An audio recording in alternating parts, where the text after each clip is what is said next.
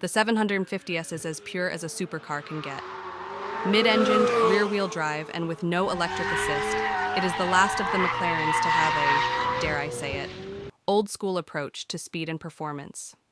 The 750S builds on those core strengths of the 720s, with an overall weight reduction of 66 pounds and a 30 horsepower increase in power from the mid-mounted twin-turbo 4.0-liter V8.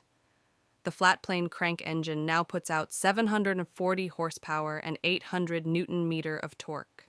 The 7-speed gearbox has a 15% shorter final drive ratio, and the shift maps have been recalibrated for snappier shifts.